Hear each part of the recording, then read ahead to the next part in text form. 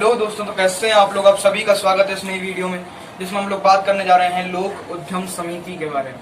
तो आइए देखते हैं। देखिए, लोक उद्यम समिति से तात्पर्य होता है एक ऐसी समिति जो सरकारी उद्योगों के बारे में जांच करती हो। देखिए, हमारी जो मुख्य समिति थी वो थी वित्तीय संसदीय समिति। उसी के 3 पार्ट थे। लोक उद्यम समिति का तात्पर्य होता है कि जो सरकारी क्षेत्र के उद्योग होते हैं, उन उद्योगों के बजटों की जानकारी रखने का काम किसका होता है? लोक उद्यम समिति का होता है। तो आइए देखते हैं इसके बारे में और अन्य जानकारी लेते हैं। देखिए, लोक उद्यम समिति के बारे में बात की जाए तो लोक उद्यम समिति को स्टेबलाइज किया गया था 1964 में। कब इसे बनाया गया था? इसे 1964 में बनाया गया था कृष्ण मेनन की सिफारिश पर। कब बनाया गया था? इसे बनाया गया था 1964 में कृष्ण मेनन की सिफारिश पर। किसकी सिफारिश पर? कृष्ण मेनन उस समय के कृष्ण मेनन की सिफारिश पर इसे बनाया गया था। इसका जो वर्तमान कार्यकाल है वो है 1 वर्ष, और इसके जो सदस्य हैं उनका पुनर्निर्वाचन हो सकता है। ठीक है। और इसके सदस्यों की बात की जाए कि भाई इसमें कितने सदस्य हैं, तो इसमें है टोटल 22 सदस्य। कितने सदस्य? 22 सदस्य। 22 सदस्यों में से अगर बात की जाए तो 15+7 का रेशियो है। 15 जो सदस्य है वो है लोकसभा से, और जो 7 जो सदस्य है वो है राज्यसभा से। ठीक है। ये हम लोगों ने देखा कि भाई 1964 में कृष्ण मेनन के द्वारा लोक उद्यम समिति को बनाया गया था। लोक उद्यम समिति का जो काम है वो अभी हम लोग देखेंगे। इसका कार्यकाल 1 वर्ष है, पुनर्निर्वाचन संभव है, तथा जो 22 सदस्य इसके सदस्य होते हैं समिति के, जिनमें से 15 सदस्य लोकसभा से और 7 सदस्य राज्यसभा से होते हैं। ठीक है। अब देखते हैं इसके कार्य के बारे में। तो देखिए, अगर इसके कार्य के बारे में चर्चा की जाए, देखिए इसका कार्य जो होता है, पहला होता है सरकारी उद्योगों की बजट की जाँच करना। क्या बोल सकते हैं हम लोग? सरकारी उद्योगों के खर्चों की जाँच करना। के खर्चों की जांच करना। क्या करना? खर्चों की जांच करना। अब देखिए, जो जांच करना यानी कि अगर हम लोग इसको सीधे से बोले तो सरकारी उद्योगों की सीएजी रिपोर्ट चेक करना। सीएजी रिपोर्ट यानी कि सरकारी उद्योगों के लिए जो सीएजी की रिपोर्ट बनती है हर साल, उसको चेक करने का काम किसके द्वारा होता है? इस समिति के द्वारा होता है। दूसरा काम क्या होता है? दूसरा होता है लोकसभा में या लोकसभा अध्यक्ष को क्या करना? अपनी रिपोर्ट देना। क्या करना? अपनी रिपोर्ट देना। ठीक है। ये इसका क्या है? महत्वपूर्ण काम है। इसका काम है, ये है संसदीय समिति, लोक उद्यम समिति का काम। ठीक है। अब अगर बात की जाए कि भाई इसका अध्यक्ष कैसे चुना जाता है, तो इसका अध्यक्ष चुना जाता है जो हमारे लोकसभा के अध्यक्ष होते हैं, उनके द्वारा इसका अध्यक्ष चुना जाता है। अगर हम लोग ये बात करें कि भाई वर्तमान में इसके अध्यक्ष कौन है, तो आइए देखते हैं वर्तमान में इसके अध्यक्ष कौन है। वर्तमान में इसके जो अध्यक्ष हैं वो है शांता कुमार। कौन है इसके वर्तमान में अध्यक्ष? शांता कुमार। ठीक है।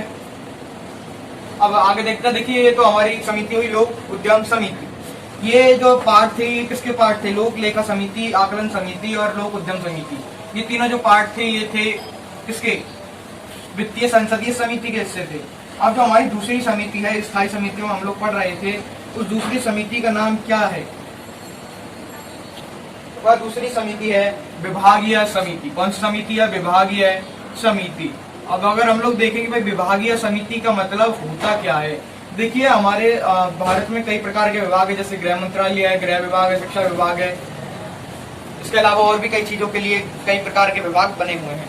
तो उन सभी विभागों के जो चीजें होती है उन सबको देखने का काम किसका होता है? विभागीय समिति का होता है। देखिए, विभागीय समिति एक मुख्य समिति होती है। जैसे हम लोगों ने देखा था वित्तीय संसदीय समिति एक मुख्य समिति थी, उसी तरीके से विभागीय समिति भी एक मुख्य समिति होती है।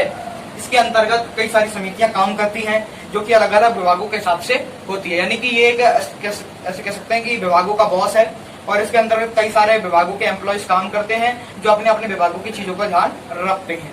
ठीक है। ये विभागीय समिति है। अब आगे देखते हैं कि भाई इसमें क्या है। देखिए, अगर इसके बारे में बात की जाए तो इसमें कुल 24 समितियां हैं। कितनी समितियां इसमें? इसमें है कुल 24 समितियां। ये सदस्य नहीं है, ये समिति है। 24 समितियां इसके अंतर्गत कार्यरत हैं। यानी कि 24 समितियां इसमें कार्य करती हैं। अब देखा जाए कि भाई 24 समितियों में कितनी समिति लोकसभा की है, कितनी समिति राज्यसभा की है। देखिए, इसमें जो 16 समितियां हैं, कितनी? 16 समितियां इसमें लोकसभा से हैं, जबकि 8 समिति राज्यसभा से हैं। तो देखिए, हम लोग देखें इसका विभाजन करें तो 16 लोकसभा से और 8 राज्यसभा से इसकी समितियां हैं। अब हम लोग देखने जा रहे हैं कि भाई पर समिति में कितने सदस्य होते हैं, यानी सदस्यों की बारी तो अब आएगी। ये तो समिति थी भाई, 24 समिति विभागीय समिति के अंतर्गत काम करती है। अब देखते हैं कि भाई इसके अंतर्गत कितने समिति के सदस्य होते हैं। देखिए पर समिति में कितने सदस्य होते हैं, पर समिति में होते हैं 31 सदस्य। 31 सदस्य होते हैं किसमें, पर समिति में। पर समिति में, पर कमेटी में 31 सदस्य होते हैं। अगर इन 31 सदस्यों को भी अगर विभाजित किया जाए लोकसभा व राज्यसभा के हिसाब से, तो इसमें 21 और 10 का रेशियो चलता है। किसका, 21 और 10, यानी कि 21 सदस्य तो किसके होंगे, लोकसभा के, और 10 सदस्य किसके होंगे, राज्यसभा के। ये इस तरीके से इसका चलता है रेशियो। अब देखिए यहाँ पर एक समझने की भाई 24 तो ये समितियां हैं, सदस्य नहीं है, जबकि 31 सदस्य हैं। पर समिति में 31 सदस्य होते हैं। कुल समितियों की संख्या 24 है। 24 समितियों में से 16 समिति लोकसभा में बनती है, 8 समिति राज्यसभा में बनती है, तथा जो 31 सदस्य है वो पर समिति में होते हैं, जिनमें से 21 सदस्य लोकसभा से और 10 सदस्य राज्यसभा से होते हैं। अब देखिए इसमें भी वही है कि भाई पुनर्निर्वाचन है, पर इसका जो कार्यकाल है वो कभी भी निश्चित नहीं है। कार्यकाल क्या है इसका, अनिश्चित है। कार्यकाल अनिश्चित है, क्योंकि देखिए ये किसी एक पर्टिकुलर सरकार की बात नहीं करती है, एक पर्टिकुलर विभाग की बात करती है, और विभाग में बहुत सारे चीजें होती हैं, तो इसलिए इसे अनिश्चित काल तक इसे बढ़ाया जा सकता है। भाई माना जैसे 2014 में मोदी सरकार थी, तो 2014 में के बाद 2019 में चुनाव हुए, तो 2019 में जो इस कमेटी के सदस्य थे विभागीय समिति के, वही सदस्य 2021 में या 20 में होंगे, क्योंकि सरकार तो सेम रही। जब सरकार बदलती है, यानी सत्ताधारी दल जब बदलता है, तो इसकी कमेटी के सदस्य भी बदलते हैं, इसलिए इसका कार्यकाल अनिश्चित होता है। ये हम लोगों ने देख लिया, पुनर्निर्वाचन इसका कार्यकाल होता है, कार्यकाल इसका अनिश्चित होता है। ठीक है, अब देख लेते हैं इसका कार्य क्या है, इसका काम क्या है। तो देखिए इसका जो कार्य है वो ये है कि भाई प्रत्येक विभाग के क्या करना है इसको प्रत्येक विभाग के बजट का अध्ययन करना, बजट की बोल सकते हैं, बजट की जांच करना। बजट की जांच की जाती है इसके द्वारा। प्रत्येक विभाग के जो बजट होता है, वार्षिक बजट, उसकी जांच की जाती है किसके द्वारा, विभागीय समिति में 24 कुल समितियां हैं, पर समिति में 31 सदस्य होते हैं, जिनका चुनाव कभी भी मतलब उनका कार्यकाल निश्चित नहीं होता है। 31 सदस्य लोकसभा से और 10 सदस्य राज्यसभा से होते हैं। इनका कार्य होता है प्रत्येक विभाग की, इनका काम क्या होता है, प्रत्येक विभाग के बजट की जांच करना। अब ये आज हमारी 2 समितियां कंप्लीट हुई, एक तो हुई लोक उद्यम समिति और एक हुई विभागीय समिति। कल हम लोग हमारी विशेषाधिकार समिति, SC/ST समिति और अधीनस्थ विधान समिति को कंप्लीट करेंगे। तो आई होप आपको ये वीडियो पसंद आई हो। अगर वीडियो पसंद आई हो तो वीडियो को लाइक शेयर जरूर करें और वीडियो को कमेंट जरूर करें। हमारे चैनल को सब्सक्राइब करना ना भूलें। वीडियो को अंत तक देखने के लिए धन्यवाद।